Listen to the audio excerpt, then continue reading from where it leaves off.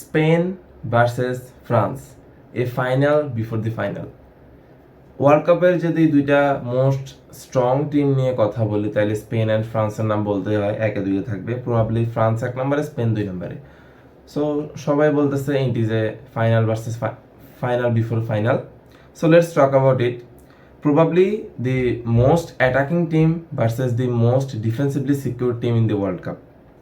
Spain just conceded 1 goal in this World Cup against Belgium. Last ম্যাচে তারা যে গোলটা খাইছে বেলজিয়ামের সাথে, ওইটাই। ফ্রান্স সবচেয়ে বেশি attacking threat, we all know. ওদের যে অ্যাটাকিং যে ফোর্থ যে 4টা প্লেয়ার অ্যাটাকিংয়ে খেলে, তারা আউটস্ট্যান্ডিং ফুটবল খেলতেছে throughout the tournament. Mbappe, Olise, Dembele, Desire Doue, everybody is playing outstandingly good. স্পেনের ডিফেন্স, কুবার্সিয়ান লাপোর্তের আউটস্ট্যান্ডিং একটা টুর্নামেন্ট যাচ্ছে। কুবার্সির তো প্রত্যেকটা ম্যাচেই সে এমনভাবে খেলতেছে, এখন আমরা ওইটা নিয়ে কথাও বলতেছি না বেশি একটা, বিকজ এই 19 বছরের ছেলেটা এত আউটস্ট্যান্ডিং ফুটবল খেলতেছে। তার প্রত্যেকটা ম্যাচে 90% উপরে passing accuracy. He is outstanding through out the tournament, পাও কুবার্সি। সো আজকের ম্যাচে অনেক কিছু ঘটতে পারে, অনেক কিছু হইতে পারে, বাট একটা স্ট্যাটিস্টিক নিয়ে ফার্স্টে যদি কথা বলে, লাস্ট 2টা ম্যাচে ফ্রান্স স্পেনের সাথে জিততে পারে নাই। ইউরো সেমিফাইনাল অ্যান্ড ন্যাশনস লিগেরও সেমিফাইনাল, দুটোটা ম্যাচে স্পেন জিতছে। তো স্পেন ওই দিক থেকে মেন্টালি তারা আগে থাকবে যে লাস্টের দুটোটা ম্যাচে তারা ফ্রান্সকে হারাইছে। But it's a World Cup, World Cup you cannot predict anything, and World Cup Mbappe is different, World Cup France is different. সব যে কোনো কিছু হইতে পারে, বাট একটা স্ট্যাটিস্টিক্যাল অ্যাডভান্টেজ অবশ্যই স্পেনের দিকে থাকবে।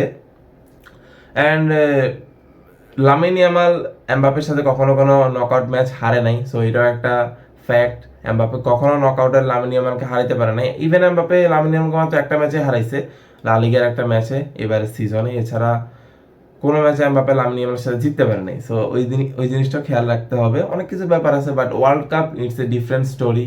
এমবাপ্পে ওয়ার্ল্ড কাপে আসলে অন্যরকম একটা বিস্ট হয়ে যায়। সো ওইটা এখনই প্রেডিক্ট করা যাচ্ছে না যে কি হবে ম্যাচে। সো ফার্স্টে লাইন আপ নিয়ে যদি কথা বলি, সো লাইন আপ মোটামুটি দোনো টিমের এরকমই হইতে পারে। স্পেনের লাইন আপটা মোটামুটি ঠিক আগের ম্যাচের মতোই থাকবে, বাট আমার কাছে একটা চেঞ্জ মনে হয় স্পেনের লাইন আপে। এই বায়ানের জায়গাতে যদি নিকো উইলিয়ামসকে খেলা, আমার কাছে মনে হয় বেশি ভালো হবে। নিকো যদি পুরোপুরি ফিট থাকে, Nico should play instead of Baena. And আগের ম্যাচে পেদ্রি ছিল না, আগের ম্যাচে ওইটা একটা ট্যাকটিক্যাল ডিসিশন ছিল from de la Fuente. Fabien রুইসকে খেলাইছে, সেই বক্স ক্র্যাশ করতে পারে, বাট আজকের ম্যাচে আমার কাছে মনে হয় Pedri will be a important player for France, Spain. So Pedri should play today's match. আজকের ম্যাচে পেদ্রি খেলবে, সে রেস্টও পাইছে, হয়তো সে আজকের ম্যাচে স্টার্ট করতেছে আমার কাছে মনে হয়। অ্যান্ড ফ্রান্সের টিমে if Tchouaméni fit, Tchouaméni will play instead of Kone. And মোটামুটি আর কোনো চেঞ্জ ফ্রান্সের টিমে আমি দেখতে পাচ্ছি না। ডিগনে উইল প্লে, থিও হার্নান্দেসের জায়গায় মেবি ডিগনে খেলবে, সে আগের ম্যাচে ভালো খেলছে মরক্কোর সাথে। সো মোটামুটি it will be line up for both of the team, বেশি একটা চেঞ্জেস আমি করতেছি না। নিকো যদি ফিট থাকে, Nico should play instead of Baena, and Pedri will play. আমার কাছে মনে হয় পেদ্রিকে দে লা ফুয়েন্তে আজকে খেলাবে। ট্যাকটিক্যালি আগের ম্যাচে পেদ্রিকে খেলায় নাই, সো আজকের ম্যাচে পেদ্রি খেলবে।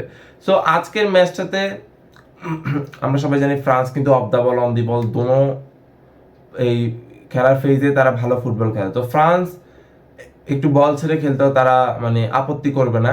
তো স্পেনের কাছে বেশি পজিশন থাকবে, স্পেন উইথ দ্য পজিশন তারা অ্যাটাক করবে। তো স্পেনের মেইনলি খেলাটা সবসময় বিল্ড আপ থেকে তারা শুরু করে, মানে নিচ থেকে তারা শুরু করে, পাও কুবার্সি আর লাপোর্ট থেকে দিয়ে।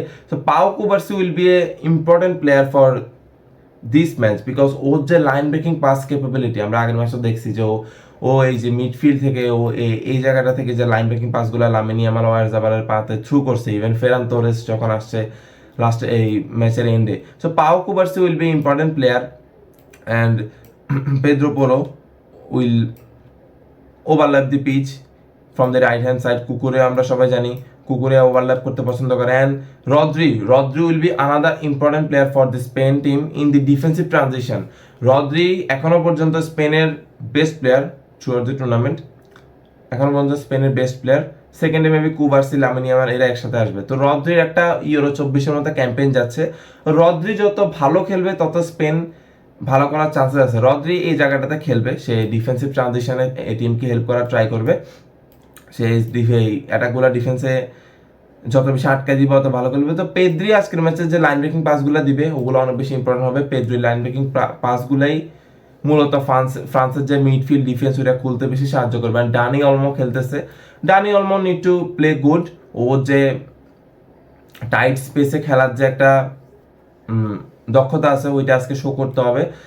এছাড়াও তার চ্যানেল রানিংগুলো ভালো হইতে হবে। এই দিক থেকে যে চ্যানেল রানিংগুলো যে একটু বক্স ক্র্যাশিং হইতে ডানিয়াল মকে খেলতে হবে, তার একটু গোল স্কোরিং থ্রেট ক্রিয়েট করতে হবে। And Lamine Yamal will be the most important player for this Spain national team. He has to step up, otherwise স্পেনের কোনো চান্সেস বেশি একটা থাকবে না, তাকে স্টেপ আপ করতে হবে। তো Lamine Yamal has to play good. And Nico Williams যদি খেলে সে অবশ্যই কুন্ডেকে একটা চ্যালেঞ্জ করতে পারবে। অ্যান্ড ওয়ারজাবাল মতোই ভালো খেলবে। সো মোটামুটি স্পেনের টিমটা পজিশন ধরেই খেলবে, তারা একটু উপরে উঠে অ্যাটাক করার ট্রাই করবে। Cubarsi Rodri third back create করবে, অ্যান্ড কুকুরেয়া সে উপরে উঠে অ্যাটাক করার ট্রাই করবে। And Dani Olmo, Oyarzabal, Nico Williams সবাই মিলে অ্যাটাক করবে। সো তারা পজিশন বেসড একটা ফুটবল খেলবে। অ্যান্ড ফ্রান্স কাউন্টারে সবচেয়ে dangerous team, because they have Mbappe, Olise, Doué, Dembele. Everybody has intense amount of pace. Dembele, France, one of the fastest player in this. Dembele, Mbappe, one of the fastest player in this World Cup. Or most of the টিমের থেকে তারা fast. তো Dembele, Mbappe ট্রানজিশনে super fast. So Spain কিভাবে defend করে, Spain কিভাবে ফ্রান্সের counter অ্যাটাকগুলোকে থামায়, ওইটা একটা দেখার বিষয়। সো স্পেনের এটা হচ্ছে সবচেয়ে বড় দেখার বিষয় যে ওরা কিভাবে কাউন্টার অ্যাটাক থামায়। ইভেন কুন্ডে, ডিগনে ওরাও ওভারল্যাপ করবে। সুয়ামেনি নিচে নেমে এই থার্ড ব্যাক বানাবে like Rodri. And Rabiot will be another key player. Rabiot এই যে সে যে চ্যানেল রানিংগুলো করে ফ্রম দ্য মিডফিল্ড, এটা খুব ইম্পর্টেন্ট হবে র্যাভিওটের জন্য। And Michael অলিসে will be another important player. Michael অলিসে সবচেয়ে বেশি লাইন ব্রেকিং পাস করছে এই ফ্রেঞ্চ টিমের হয়েছে। মাইকেল অলিসে যে প্লে মেকিংটা করবে ওইটা খুব ইম্পর্টেন্ট। অ্যান্ড এমবাপ্পে, অনেকে রিয়াল মাদ্রিদ এমবাপ্পেকে দেখছে যে নিচে নামে খেলে না, but France team Mbappe is a different beast. Mbappe after Olise সবচেয়ে বেশি লাইন ব্রেকিং পাস করছে in the France team. So এমবাপ্পের অনেকে এই জিনিসটা খেয়াল করতেছে না, but Mbappe play making A involve হইতেছে, এমবাপ্পে বল ক্যারি করতেছে, বল প্রোগ্রেশন করতেছে। Mbappe is doing everything in this French team. So Mbappe is the কি player for this team. Of course Mbappe is the best player for this French team. So this will be the lineup for these two team. একটা historical clash হতে যাচ্ছে, সবাই world কাপে আসার আগে France versus Spain দেখতে চাইছে। And this will be the line-up for this team. Anything can happen of the bench. Ferran Torres আসবে স্পেনের পক্ষ থেকে, দেন ফাবিয়ান রুইস আসতে পারে। তারপরে তাদের ভিক্টর মুনিয়স যদি ফিট হয়, ভিক্টর মুনিয়স আসবে of course. So Spain team has some depth. And যদি ফ্রেঞ্চ টিমের কথা বলি, তাদের ডেপথ সম্বন্ধে আমরা সবাই জানি। মার্কাস থুরাম আছে অফ দি টপ, দেন তাদের ব্রাডলি বারকোলা আছে, তারপরে কোনে আসতে পারে, দেন ডিফেন্সে তাদের কোনাটে আছে। So this will be A game to watch. What a outstanding line up it will be, and what a outstanding game it will be.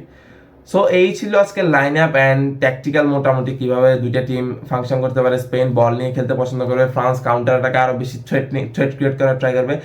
Even স্পেনও কাউন্টার অ্যাটাক করতে পারে। লামিন ইয়ামাল অ্যান্ড নিকো উইলিয়ামসের decent pace আছে to counter the opponent. স্পেনও যখন counter attack পাবে তারাও try করবে স্কোর করার। সো ম্যাচ খুবই ইন্টারেস্টিং হইতে যাইতেছে। So this will be the line up. So ম্যাচের দুইটা ফ্যাক্ট হচ্ছে, ফ্রান্স যদি তাদের অ্যাটাকটাকে ঠিকমতো করতে পারে, তাদের যে অ্যাটাকিং সাইড ওইটাকে তারা যদি কাজে লাগাতে পারে, তারা খুব ইজিলি জিতে যাবে। অ্যান্ড স্পেন যদি ভালো করে ডিফেন্স করতে পারে, তাদের একটা অ্যাডভান্টেজ থাকবে। তো স্পেনকে ভালো ডিফেন্স করতে হবে, ফ্রান্সকে ভালো অ্যাটাক করতে হবে, এটা হচ্ছে মেইনলি ফ্যাক্টর। অ্যান্ড স্পেন যে ভালো অ্যাটাকগুলো করবো, ওরা যদি ভালো বেশি ক্লিনিক্যালনেস দেখাতে পারে, স্পেনের চান্সেস বেড়ে যাবে। অ্যান্ড স্পেনের ফ্যাক্ট, স্পেন যদি মিডফিল্ডে ভালো বল কন্ট্রোল করতে পারে, তাদের যে ওয়ার্ল্ড ক্লাস মিডফিল্ডার আছে, পেদ্রি এখনো পর্যন্ত শো আপ করতে পারে না ওয়ার্ল্ড কাপে। So Pedri has to show up in this match. স্পেনের যে defender Rodri, Pedri and Olmo, তারা যত বেশি বলটাকে মিডফিল্ডে সার্কুলেট করতে পারবে, অ্যান্ড মিডফিল্ডে যত বেশি ফ্রান্সকে কাট অফ করতে পারবে, তত বেশি তাদের চান্সেস বাড়বে। অ্যান্ড তাদের যে ডিফেন্সিভ সিকিউরিটি ওটা যদি অব্যাহত থাকে আজকের ম্যাচেও, তাইলে স্পেনের চান্স বাড়বে। অ্যান্ড ফ্রান্সের মূলত ডিফেন্স সবাই জানে, তাদের অ্যাটাক অ্যান্ড তাদের অফ দি বেঞ্চও তাদের অ্যাটাক। সো তারা যদি ক্লিনিক্যালনেস দেখাইতে পারে, অ্যান্ড তারা যদি স্পেনের তাদের ইন্ডিভিজুয়াল কোয়ালিটি এত বেশি যে আই ক্যান ট্রাস্ট দ্যাম, যে তাদের চারটা প্লেয়ারে একদিনে খারাপ খেলবে না। ওলিসে, দুয়ে, দেমবেলে, এমবাপ্পে সব প্লেয়ার একদিনে খারাপ খেলবে না। তো তাদের এই জন্যই তাদেরকে সবাই আগে রাখতেছে, কারণ ইন্ডিভিজুয়াল কোয়ালিটি এত বেশি শার্প যে প্রত্যেকটা প্লেয়ার একদিনে খারাপ খেলবে না। এমন অফ দি বেঞ্চ আপনার কাছে বার করার মতো প্লেয়ার আছে, সো আপনি তাদের কাছে কনফিডেন্স রাখতেই পারেন। But football is a uncertain game, we cannot predict anything. আমরা কোনো কিছু বলতে পারি না, যে কোনো ম্যাচে যে কোনো কিছু হতে পারে। কে ভাবছিল যে আর্জেন্টিনার সাথে ইজিপ্ট 2টা গোল দিবে, বাট তারা তো দিছে। সো ফুটবলে কোনো কিছুই বলতে পারতেছি না এখনো পর্যন্ত। But if I need to predict, আমার কাছে মনে হয় গেমটা 90 মিনিটে শেষ হবে না। 90 মিনিট আমার কাছে মনে হয় 1-1, 2-2 যে কোনো কিছু একটা হইতে পারে। দেন ইন দি এক্সট্রা টাইম আমার কাছে মনে হয় ফ্রান্স একটা গোল দিবে অ্যান্ড তারা ম্যাচটা 3-2 অর 2-1 তারা জিতবে। মাই প্রেডিকশন টিল নাও 2-1, কারণ দুইটা টিমেরই ডিফেন্সিভ কোয়ালিটি মোটামুটি ভালো। সো 2-1 আমি রাখতেছি আজকের প্রেডিকশন। তো লেটস সি কি হয় আজকের ম্যাচে।